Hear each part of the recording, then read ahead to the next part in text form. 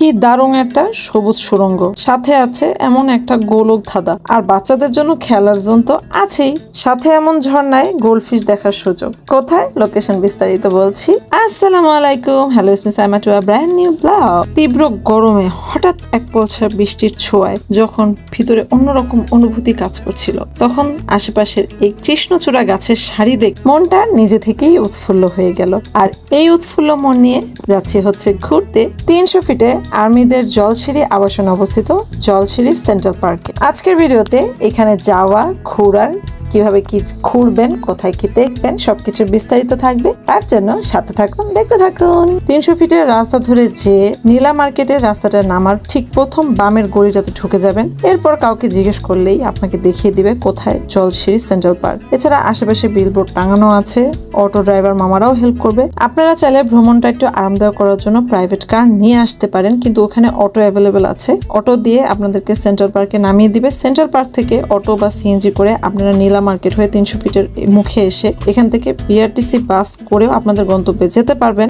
এখানে আসলে বন্ধের দিনগুলোর ব্যাপারে একটু আপনারা ফোনে জেনে নেবেন। যেমন শুক্রবার দিন ওদের বন্ধ থাকে, মানে সাধারণ জনগণের জন্য বন্ধ থাকে, শুধুমাত্র ডিফেন্সের পার্সনদের জন্য খোলা থাকে। তো এরকম ভাবে ওদের সবকিছু জানার জন্য বিস্তারিত ওদের পেজে আপনারা কল করে ভালো মতো জেনে নেবেন। এছাড়া বিভিন্ন প্যাকেজ আছে, এখানেও একটা ট্রিক্স আছে, এটা আমরা পরে জানছি যে ওরা হলিডেতে এই প্যাকেজগুলো দেয় না। সবকিছু ভালো মতো জেনে মাত্র 250 টাকা এন্ট্রি টিকিট দিয়ে এখানে প্রবেশ করবেন। প্রবেশ করার সাথে সাথে এই সুন্দর গোলাপি ক্যাশিয়া গাছগুলো, যেটা দেখতে অনেকটা চেরি গাছের মতো, সেটা আপনাদেরকে স্বাগতম জানাবে। আর এসে এরকম মিস্টেক হয়ে গেলে ভালো মতো পোজ দিতে কিন্তু ভুলবেন না। এরকম সামনে আসা পিছনে যাওয়ার ভিডিও ভালো মতো করে নেবেন। এখানে এসে যেটা দেখলাম, এখানে ওয়াশরুমের ভালো ব্যবস্থা আছে, জায়গাটা গুছানো, পরিপাটি, পরিষ্কার। আর বোর্ড রাইডিং করা যায়, এটারও প্যাকেজ আছে, এটা অবশ্যই তথ্য ভালো মতো জেনে নেবেন। এটার বিস্তারিত আমি একটু পরেই আপনাদেরকে জানাচ্ছি। তার আগে চলুন আমি আপনাদেরকে একটু ঘুরিয়ে ফিরিয়ে দেখাই আশপাশটা কেমন, কিরকম সুন্দর।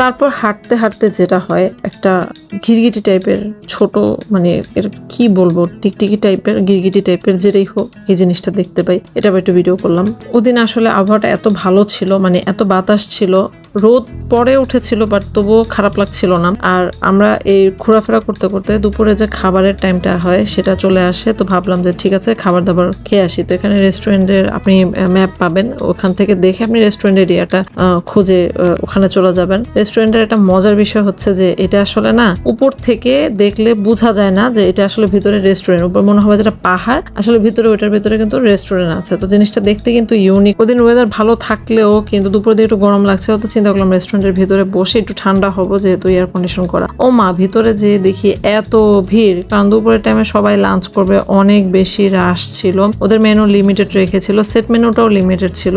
আসলে ওই সেট মেনু লিমিটেড থেকেই আপনাদের অর্ডার করতে হবে। সেট মেনুটা ছিল 473 টাকার, অলমোস্ট 500 টাকার এই সেট মেনু। যদিও 500 টাকার মতো জিনিস ছিল না, কিন্তু এখন হচ্ছে আপনি যে পরিবেশে আসছেন, যে লোকেশন আসে, এখানে প্রাইস একটু বেশি, এটা মাথায় রাখতে হবে। কিন্তু টেস্ট যদি বলি, টেস্টটা কিন্তু ভালোই লেগেছে। তো খাবারটা মান ভালো ছিল। খাওয়ার পর একটু আমরা ডেজার্ট খাই।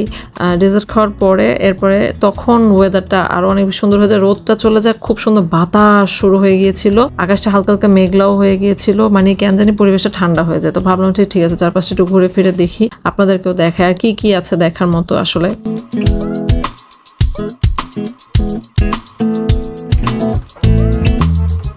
পরে ঘুরতে ঘুরতে দেখলাম এখানে বাচ্চাদের জন্য একটা খেলার জোন আছে, এটা মানে বিশাল ভাবে করা। সো অনেকগুলো আইটেম আছে, বাচ্চারা খেলে সময় কাটিয়ে খুবই মজা পাবে। আর খোলা পরিবেশে এরকম যে প্লে সিস্টেম গুলো করা হয়েছে, এটার জন্য বাচ্চারা আরো বেশি আনন্দ পাবে। তারপর হঠাৎ হাঁটতে হাঁটতে লতায় পাতায় ঘেরা এই বিল্ডিংটা কেন জানি চোখে লাগলো। তারপর ইন করতে বলা হয়েছে, তো ইন করে দেখলাম যে ওমা, ভিতর দেখি অন্ধকার, কিছু গেমিং জোন টোন টাইপের আইটেম আছে কিছু রাখা। পরে দেখলাম যে কারেন্ট, তারপর দেখলাম যে আসলে ছোট মোটো একটা বাচ্চাদের এন্টারটেইনের জন্য, বিনোদনের জন্য কিছু আইটেম রাখা ছিল। এই মানে একটু অ্যাক্টিভিটিস করা যাবে। এরপরে হচ্ছে এই ভিউ চারপাশটা এরকম, আমি আপনাদেরকে একটু দেখাই।